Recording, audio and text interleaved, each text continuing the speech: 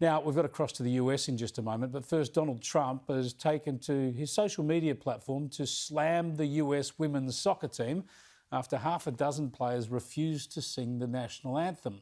The reigning champs lost their match to Sweden, knocking them out of the World Cup, of course. Donald Trump wrote, in part, many of our players were openly hostile to America.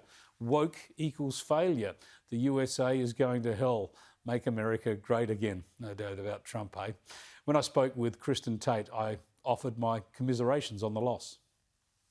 Yeah, that's right, Chris. I don't watch soccer since I'm not a communist, but this was certainly It's a communist sport. Oh, yeah, that's what we consider it here. That's what conservatives here consider it. But hey, you know what? This was the worst loss for that women's team since they were beat by some high school soccer players here in the States a couple years ago. So, yeah, you know, patriotic Americans, they are really turned off by the politics of a lot of the women on the women's soccer team.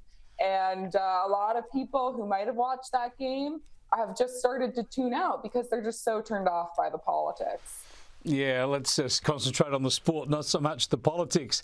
And let's get into the politics now. I've got to ask you about Joe Biden because Hunter's escapades are catching up with him, especially when you consider this is what Joe Biden said just 3 years ago.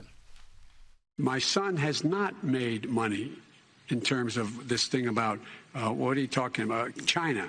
Kristin, it just wasn't true that he made money from China. Dear, oh dear. Yeah, I mean, the story has continuously changed. First it was, oh, well, Hunter made no money overseas. There's nothing to see here. Then it was, well, maybe he had some dealings here and there, but Joe Biden certainly wasn't aware of it. Then the story changed to, well, maybe Joe Biden was aware of some of these business deals, but don't worry, he wasn't involved at all. Then last week we find out not only was Joe Biden aware of Hunter Biden's business dealings with counterparts overseas, but he was actually on 20 phone calls with Hunter Biden's associates over the years. So this is just looking really bad. The corruption stories continue to get worse and worse.